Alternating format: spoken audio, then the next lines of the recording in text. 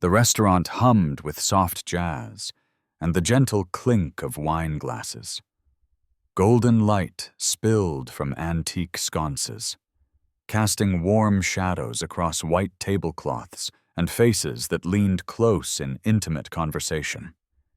It was the kind of place where people came to celebrate anniversaries, close business deals, or, as Adelaide Mitchell had hoped, change the trajectory of struggling children's lives. She sat across from Corbin Hayes, her fingers pressed against a thin manila folder until her knuckles turned white. The folder contained everything 3 years of her life, distilled into spreadsheets and photographs of smiling children holding new textbooks. 3 years of skipped vacations and second jobs, and believing that kindness could actually matter in this world. Corbin smiled. It was the kind of smile that never quite reached his eyes. "Adelaide," he said, his voice smooth as silk and twice as slippery. "I'm going to be honest with you, because I respect you too much to lie." When she felt her stomach tighten. "Your little scholarship fund." He gestured dismissively at the folder. "It's a child's dream. Adorable, really. But you're playing at philanthropy while the adults are running foundations." Adelaide's throat constricted. "The children we've helped." "Helped," Corbin laughed softly. "You've given a few kids some books and lunch money. That's not changing the world. Sweetheart, that's buying yourself a feeling." The words landed like physical blows. Adelaide had heard criticism before from her father, who thought she was wasting her potential, from colleagues who called her naive. But Corbin had promised her something different tonight. He had promised introductions to donors who could transform her modest fund into something that could actually save children from the poverty she'd once known herself. Instead, he was dismantling her piece by piece. "You use kindness to get attention," Corbin continued, sliding the dinner check across the table toward her. "It's actually quite manipulative when you think about it, making people feel obligated to praise you for your goodness." Adelaide stood so abruptly, her chair scraped against the hardwood floor. Several heads turned. She felt tears burning behind her eyes and hated herself for it. Hated that he could see her weakness. Hated that the entire restaurant was watching her fall apart. "I'm sorry," she whispered, though she wasn't sure what she was apologizing for. For existing. For believing, for being foolish enough to trust a man who wore cruelty like cologne. She turned and walked as fast as she could without running. Her heels clicking a desperate rhythm toward the door, at the table beside the window. A 7-year-old girl named Gwen stopped chewing her pasta. "Daddy," she said quietly, her eyes following the crying woman. That man made her sad. Finn Parker looked up from the check he'd been calculating in his head. Could they afford dessert? Or would that push them past the budget he'd set for this special night his daughter had endured a week of instant noodles and classmates' taunts about her secondhand clothes? She deserved one nice dinner. But now Gwen wasn't looking at the dessert menu. She was looking at a stranger's pain, with the kind of clarity that children possess and adults often lose. Finn's gaze shifted to the man still seated at the nearby table. He noted the way Corbin Hayes adjusted his cufflinks 14-karat gold, custom made. He noted the proprietary way Corbin had ordered wine without asking Adelaide's preference. He noted the folder of documents and the way Corbin's fingers had lingered over them throughout the meal. Finn had seen men like this before. He'd worked alongside them once. In another life.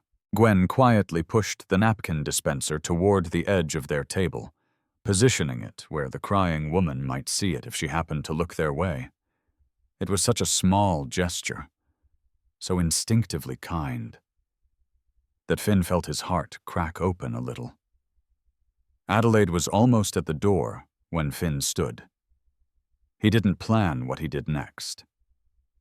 He simply moved one step to the left, positioning himself directly in her path, but not blocking it, offering a choice rather than a command. "Miss," he said gently, "would you like to sit for a moment? It's safe here." Adelaide looked up. Startled, she saw a man in a simple button-down shirt, sleeves rolled to the elbows, working hands, honest face, and beside him, a little girl holding out a napkin with the solemnity of someone presenting a sacred offering. "I don't want to intrude," Adelaide managed. "You wouldn't be." Finn pulled out the empty chair at their table. "Gwen here ordered way too much dessert. Maybe you could help her eat it." And the lie was transparent. They hadn't ordered anything yet, but it was the kindest lie Adelaide had heard in months. She sat. She didn't mean to. She'd spent her whole life refusing to be a burden, refusing to need anyone. But something about the quiet dignity of this stranger and his daughter made her feel, for the first time that evening, like she wasn't something broken that needed fixing. Corbin Hayes appeared beside their table like a shadow given form. "Adelaide," his voice carried the sharp edge of ownership, "you're embarrassing yourself." Finn didn't turn around immediately. He reached across the table and placed his hand near his daughter's, a silent reassurance that everything was fine, that Daddy was here. "She's had a difficult evening," Corbin continued, addressing Finn now with the dismissive tone of someone accustomed to being obeyed. "I'll take her home." "No," Adelaide whispered.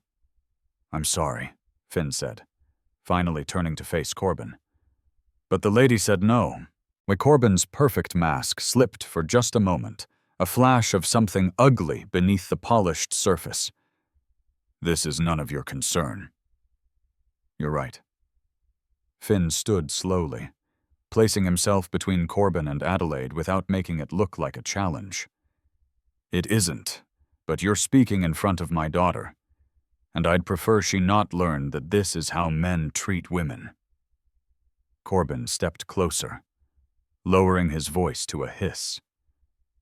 "Do you know who I am? I have investors in this restaurant. One phone call and you'll be thrown out on the street." Gwen looked up at Corbin with her mother's eyes that had seen too much disappointment for someone so young. "Why did you make her cry?" she asked. "Did it make you happy?" The restaurant fell silent. Somewhere, a fork clinked against a plate. Someone coughed. Corbin stared at the child as if she'd struck him. Then he laughed a harsh, brittle sound. "You'll regret this," he said to Finn. "Both of you will." He strode toward the door, pausing only to snap his fingers at the restaurant manager. "Bernie, handle this." Then he was gone, leaving behind the scent of expensive cologne and the promise of consequences. Bernie appeared moments later, wringing his hands. "Sir, I'm very sorry, but perhaps it would be best if you settled your bill and we're leaving." Finn reached for his wallet. "Gwen, get your coat." Adelaide stood quickly. "Please, I'm so sorry. I never meant to cause trouble for you." Finn met her eyes, and for a moment something passed between them, recognition.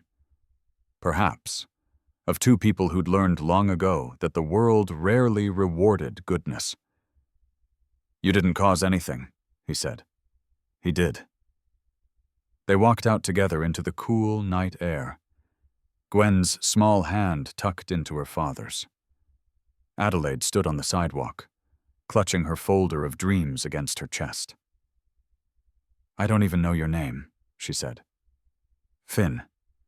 Finn Parker." He nodded toward his daughter. "This is Gwen." "Adelaide Mitchell." She laughed shakily. "I must look like a complete mess." "You look like someone who believed in something." Finn's voice was quiet but firm. "That's not a weakness." Gwen tugged on Adelaide's sleeve. "Are you going to be okay?" Adelaide looked down at this small, serious child who had offered her a napkin when she needed it most. "I think so," she said. Thanks to you. On the drive home, Gwen stared out the window at the passing streetlights. Daddy, why are some people mean like that? Finn considered the question carefully. His daughter deserved more than platitudes. Because they forget, he finally said. They forget that other people are real, that they have feelings and dreams and hearts that can break. Gwen was quiet for a moment. Then, I don't ever want to forget. Finn reached over and squeezed her hand. You won't, sweetheart. I know you won't. But even as he said it, Finn felt the familiar weight of worry settling into his chest. Corbin Hayes was not a man who made idle threats. And Finn had nothing, no money, no connections, no power to protect his daughter from whatever retaliation might come. The next morning, Adelaide found herself driving past the restaurant where her life had unraveled. She told herself she was just passing through, that it was the most direct route to her office. But when she saw Finn's truck in the parking lot, old, dented, held together by determination and duct tape, she pulled in beside it. He was loading something into the back, his movements efficient and economical. A man who'd learned not to waste energy on unnecessary motions. Mr. Parker. He turned, surprised. Miss Mitchell, are you all right? Adelaide thrust an envelope toward him. I want to pay you back, for standing up for me, for the trouble I caused. Keep it. Finn didn't even look at the envelope. I didn't help you for money. Then how do I repay you? Finn leaned against his truck, studying her with eyes that seemed to see more than she intended to show. You can start by not signing anything when you're crying. Whatever that man wanted you to sign last night, don't. Adelaide felt the blood drain from her face. How did you know about that? I heard him say the word sign. I saw the way he kept touching those papers. Finn's jaw tightened. I've seen men like him before. They wait until someone's at their weakest. Then they make them commit to things they shouldn't. Adelaide looked down at the folder still clutched in her hands. Inside were Corbin's partnership documents, pages of legal language she hadn't fully understood, clauses about fund restructuring and account authorization that had made her uneasy even before last night's humiliation. He said he could save my scholarship fund, she whispered. We're almost out of money. Without a major donor, we'll have to shut down by spring. Finn held out his hand. May I? She shouldn't have given him the folder. She barely knew this man. But something in his quiet confidence reminded her of her grandfather, a factory worker who'd been the smartest person she'd ever known, despite never finishing high school. Finn read through the documents slowly, his brow furrowing deeper with each page. When he finished, he looked at Adelaide with something like controlled fury. Did you read the last page, the one about liability transfer? I tried, but the language was so complex. If you sign this, you become personally responsible for any financial irregularities in the fund. Meanwhile, Corbin and his partners gain access to all accounts. Finn tapped a specific clause. This isn't a partnership agreement. It's a setup. If money goes missing, you take the fall. Adelaide sank against the side of his truck. Why would he do this? The fund only has $40,000. Maybe he doesn't care about $40,000. Finn's voice was grim. Maybe he cares about using your fund as a pipeline, a legitimate charity to clean money that isn't legitimate at all. You sound like you know a lot about this. Finn was quiet for a moment. I used to work in financial compliance. Before. Before what? Before I learned that doing the right thing doesn't always end well. He handed back the folder. You haven't signed anything yet. That's good. Don't. Adelaide called her best friend Ingrid that afternoon and told her everything the restaurant. The documents. The stranger who'd read legal clauses like they were written in his native language. "I knew it," Ingrid said, her voice tight with fury. "I told you something was off about Corbin Hayes. He's been circling your fund for months like a shark smelling blood in the water." "But what do? The board is already under his influence. Half of them play golf with his investors. If I refuse to sign, he'll convince them I'm the problem, that I'm the unstable one, the ungrateful one." "You need a lawyer." "I can't afford a lawyer." "Ingrid, I can barely afford rent. Every extra dollar I have goes to the fund." Adelaide laughed bitterly. "That's the irony, isn't it? I gave everything to help children I've never met, and now I can't even help myself." There was a long pause on the line. "What about that man from the restaurant, the one who stood up for you?"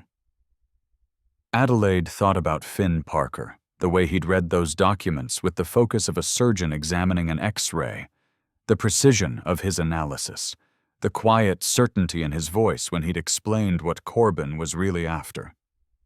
He's a single father working odd jobs to feed his daughter. He has his own problems. I can't drag him into mine." "Maybe he's already in them," Ingrid said softly. "Corbin Hayes doesn't forget people who embarrass him. And from what you described, that little girl asking why he made you cry, that's the kind of thing that keeps men like him awake at night." Adelaide felt a chill run down her spine. She hadn't thought about that, hadn't considered that her moment of weakness might have painted a target on an innocent family. She was right. Within 3 days, rumors began spreading through the community like wildfire. Finn Parker, the quiet single dad who worked odd jobs and kept to himself, was suddenly being whispered about at PTA meetings and neighborhood gatherings. "I heard he approached that woman at the restaurant, made her cry, then pretended to comfort her so she'd give him money. Someone said he's trying to worm his way into her charity. Classic con artist move." Poor thing. She's so trusting. Can you imagine a grown man using his own child to manipulate women? The lies were elegant in their cruelty, taking Finn's one act of genuine kindness and twisting it into something predatory. Corbin hadn't even needed to spread them himself. He'd simply mentioned concerns to the right people at the right dinner parties, and human nature had done the rest. Finn first noticed the change at the grocery store. A woman he'd known for years, whose son was in Gwen's class, saw him in the produce section and immediately turned her cart around. At the gas station, a man he'd done carpentry work for refused to meet his eyes. Bernie called Finn personally 3 days after the restaurant incident. "I'm sorry, man, I really am. But some of our biggest investors have complained. They say you made a scene, harassed a patron. I know it's not true, but I can't have you coming around anymore, not even for pickup orders." "I understand," Finn said, because what else was there to say? Then came the phone call to Gwen's school. The principal summoned Finn to her office with the kind of grave expression that turned his blood to ice. "We've received a report," she said carefully, "about an incident involving your daughter at a restaurant. Allegations of inappropriate exposure to adult conflict." Finn sat very still. A report from whom? It was anonymous. Of course it was. "Miss Thornton, my daughter saw a woman crying and offered her a napkin. That's all that happened." The principal sighed.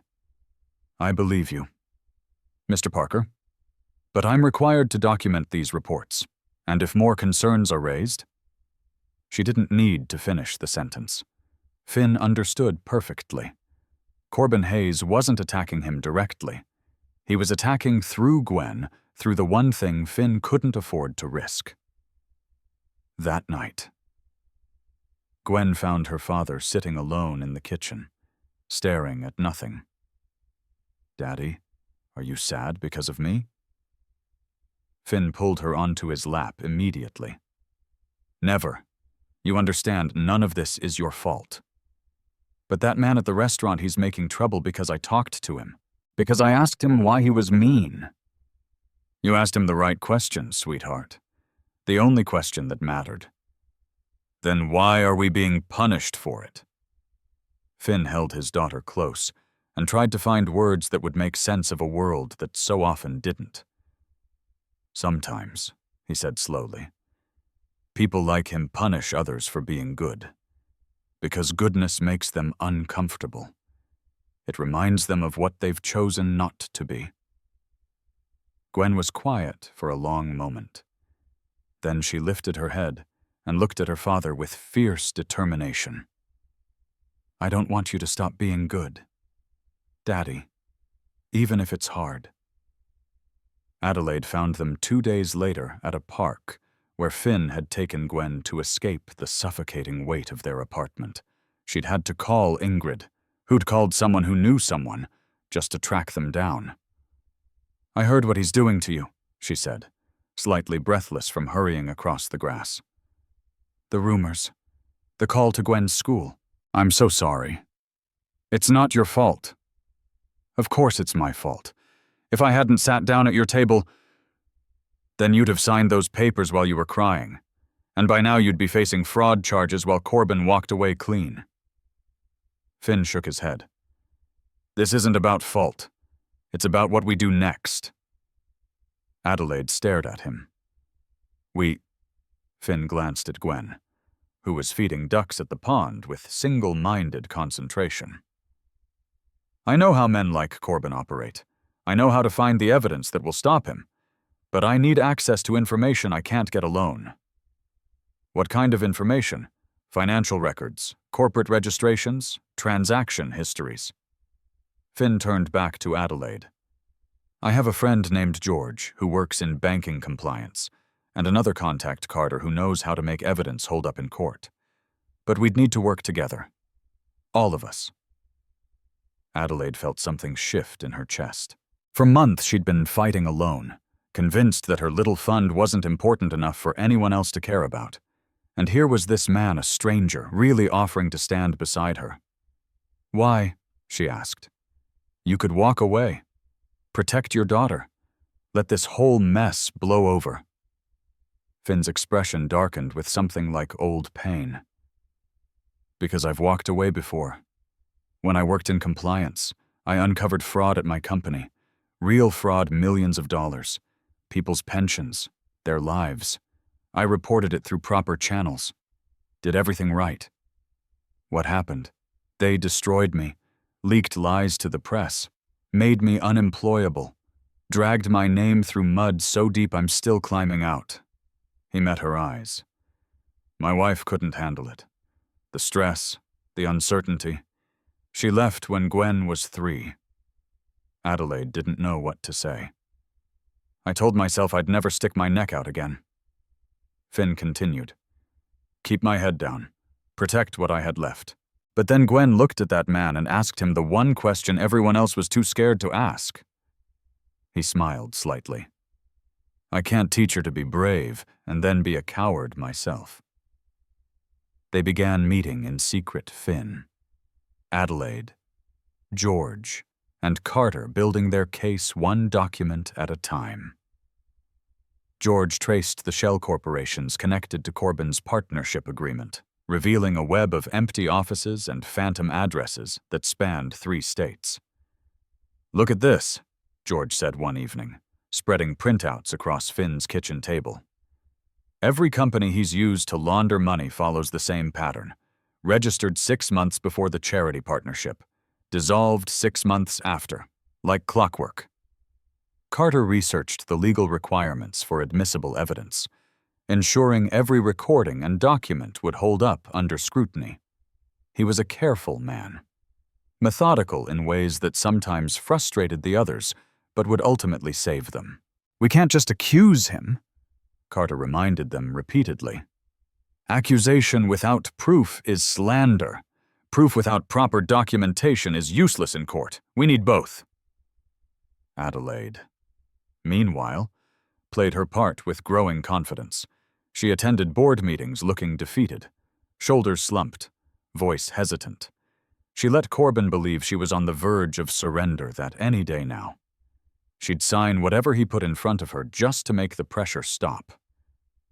But she was listening, asking questions that seemed naive, but were actually designed to make him reveal more than he intended. "I don't understand this clause about subsidiary accounts," she'd say, her pen hovering over the contract. "Could you explain it again? I want to make sure I'm signing the right thing." And Corbin, smug in his certainty, would explain, would boast, would give her exactly what she needed. And through it all, something grew between her and Finn. Not romance, exactly, but something perhaps more precious: trust. The kind that comes from sharing secrets in quiet rooms, from watching someone protect their daughter with the same fierce devotion they bring to protecting you.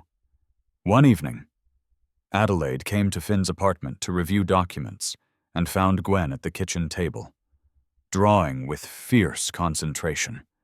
Crayons were scattered around her like fallen soldiers, and her tongue poked out slightly as she worked on something important. "What are you making?" Adelaide asked. Gwen showed her the picture, 3 figures holding hands. A tall man with kind eyes, a woman with long hair, and between them, a small girl with a determined expression. "That's me and Daddy," Gwen explained. "And that's you, because you're our friend now." Adelaide felt tears prick her eyes. "I love it." "You can keep it," Gwen said seriously. "So you remember that you're not alone." Later, after Gwen had gone to bed, Finn found Adelaide staring at the drawing. "She doesn't give those to just anyone," he said quietly. "I know." Adelaide folded the paper carefully and tucked it into her purse. "Finn, when this is over, we'll figure out what comes next." He paused. "But first, we have to finish it."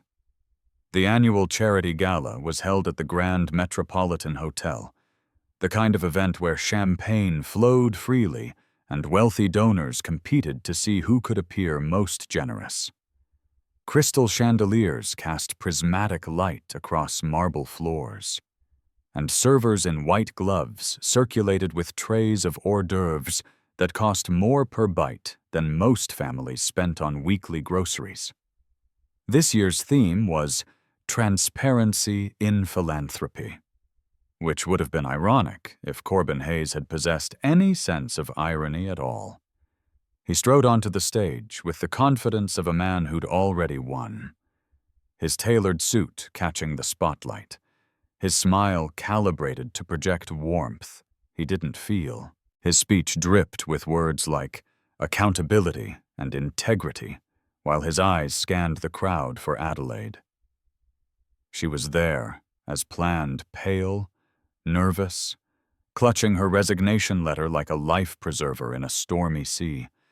She'd dressed simply, in contrast to the designer gowns surrounding her, which only made her look more vulnerable. Exactly the picture of defeat that Corbin expected. What he didn't expect was Finn.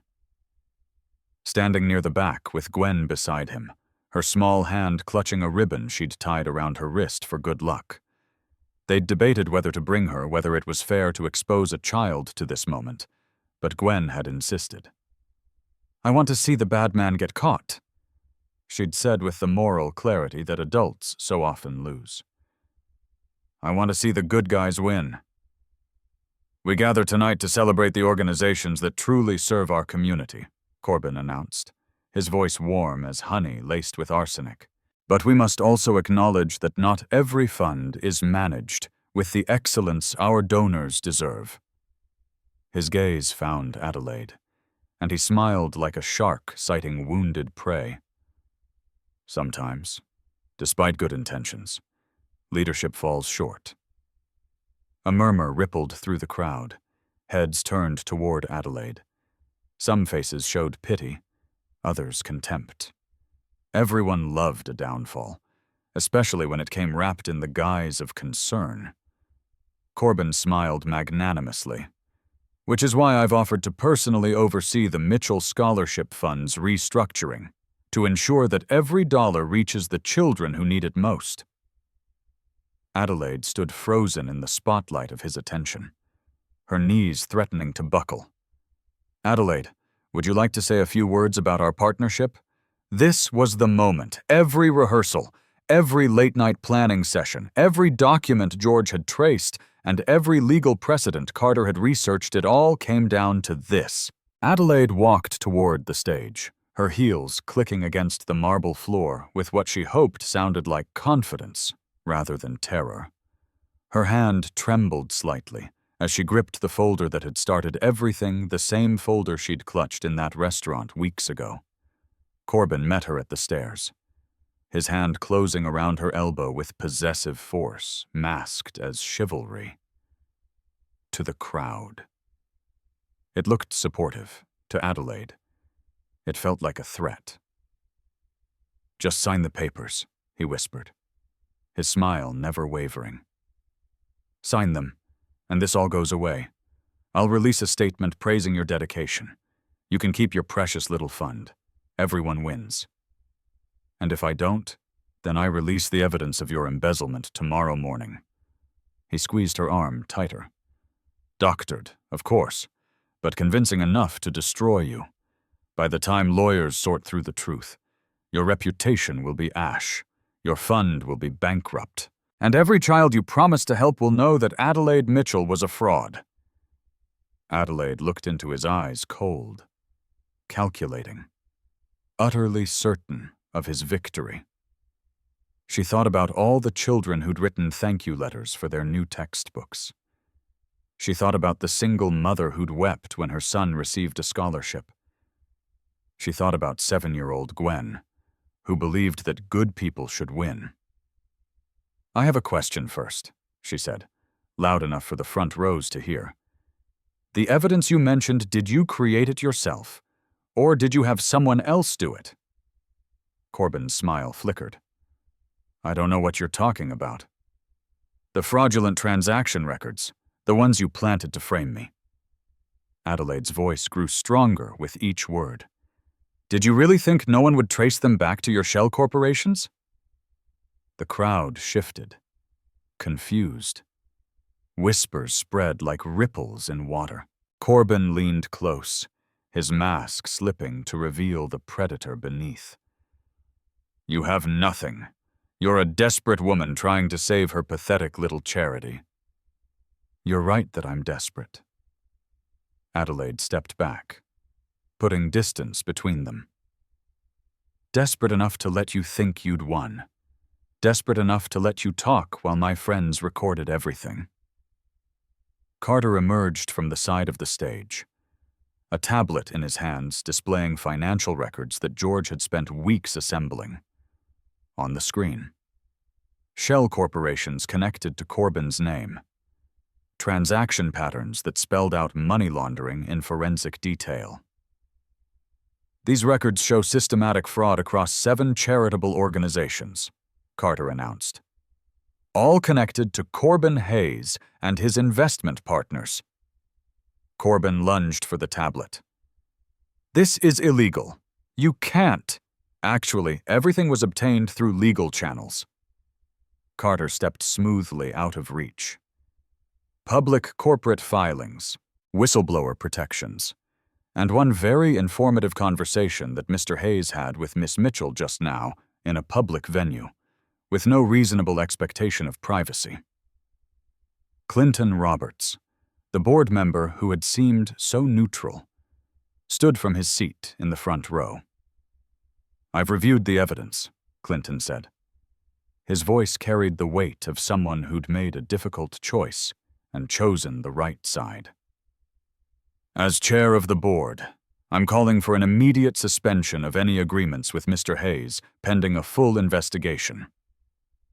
Corbin's face contorted with rage. "You're finished," he snarled at Adelaide. All of you are finished." "No," said a small voice. Everyone turned to see Gwen walking toward the stage, Finn close behind her. She stopped directly in front of Corbin, her small form dwarfed by his expensive suit. "You should say sorry," she said clearly. "You hurt her, and you should say sorry." Corbin stared at this child who had haunted him since that night in the restaurant. This tiny conscience he couldn't bribe or threaten or destroy. "This is ridiculous," he spat. "Is it?" Finn stepped forward, placing himself beside his daughter. "My child asked you a simple question weeks ago. Why did you make her cry? You never answered." "I don't answer to children." "No," Finn agreed. "You don't answer to anyone, that's the problem." Security personnel were already moving through the crowd, alerted by staff who'd watched the confrontation unfold. Within minutes, Corbin Hayes was being escorted from the gala, his protests echoing off the crystal chandeliers as guests parted to let him through, not with respect this time, but with the kind of distance people keep from something contagious. "You'll all regret this," he shouted. "You have no idea who you're dealing with." But no one was listening anymore. The spell of his charm had been broken, and what remained was just a desperate man watching his carefully constructed empire crumble. Adelaide stood on the stage, trembling not with fear, but with something that felt terrifyingly like hope. She'd spent so long expecting to lose that victory felt almost foreign, a language she'd forgotten how to speak. Clinton approached her with a handshake that felt like redemption. "The fund will need new leadership protocols," he said. "Transparent ones, with proper oversight to prevent anything like this from happening again. Would you be willing to serve on the oversight committee?" Yes, of course." Adelaide felt tears threatening and blinked them back. "I just want to help the children. That's all I ever wanted." "I know.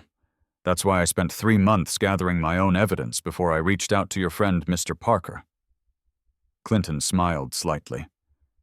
"I needed to be sure you were worth fighting for. You are. And perhaps we could discuss bringing on someone with financial compliance experience." Clinton glanced at Finn, who had approached the stage with Gwen still clutching his hand. "I understand you have some background in that area. Mr. Parker, the kind that gets people in trouble when they try to do the right thing." Finn looked at Adelaide, then at his daughter, then at the room full of donors who were already pulling out their checkbooks, inspired by what they'd witnessed. For years he'd hidden his expertise, afraid that using it would only bring more pain. But maybe, just maybe, it was time to stop hiding. "I'd be honored," he said. Gwen tugged on his sleeve. "Does this mean we won, Daddy?" Finn knelt down to look his daughter in the eye. "It means we tried to do the right thing, and this time it worked out. It won't always be this easy. Sometimes doing the right thing still leads to hard times. But we don't do the right thing because it's easy. We do it because it's right." Gwen nodded solemnly. "I know, Daddy. You already taught me that." 3 weeks later, on a cool Saturday evening, 3 figures returned to the restaurant where their story had begun. Bernie met them at the door with a smile that held genuine warmth rather than nervous obligation. "Mr. Parker, Miss Mitchell, and Miss Gwen, we have your favorite table ready." They sat by the window, where golden light spilled across white tablecloths and soft jazz played in the background. The same table where Adelaide had cried, where Gwen had offered a napkin, where Finn had stood up for a stranger simply because it was right. "Daddy," Gwen said thoughtfully, arranging her silverware with precise care. "Is the bad man going to jail?" "The investigators are still working on that," Finn said. "But he won't be able to hurt anyone else's charity." Gwen nodded. satisfied. Then she looked at Adelaide with sudden seriousness. "Are you still sad?" Adelaide considered the question. She thought about the fund, which had received more donations in 3 weeks than in the previous 3 years. She thought about the children who would get new textbooks and hot lunches and chances they'd never had before. She thought about the drawing in her purse. 3 figures holding hands. "No," she said. "I'm not sad anymore." Gwen smiled and placed a napkin on the table between them. "Good, because you don't need this now." Adelaide laughed a real laugh, the kind she'd almost forgotten she was capable of. She reached across the table and placed her hand over Finn's. He didn't pull away. "Thank you," she said quietly. "Not for saving me because you didn't. You just gave me a place to stand while I saved myself." Finn turned his hand over, intertwining his fingers with hers. "That's all anyone really needs sometimes. A place to stand." Outside the window, the city lights flickered to life one by one, and somewhere a church bell rang the hour. Inside, a family that hadn't existed a month ago, hadn't even known they were looking for each other, shared a meal, and discovered that the most unexpected things in life are often the most precious. Gwen picked up her crayon and began drawing on the paper placement. 3 figures, holding hands. "Us," Gwen said simply. "I'm making us." And in that warm restaurant, surrounded by the hum of conversation and the clink of glasses and the soft strains of jazz, that was exactly what she did.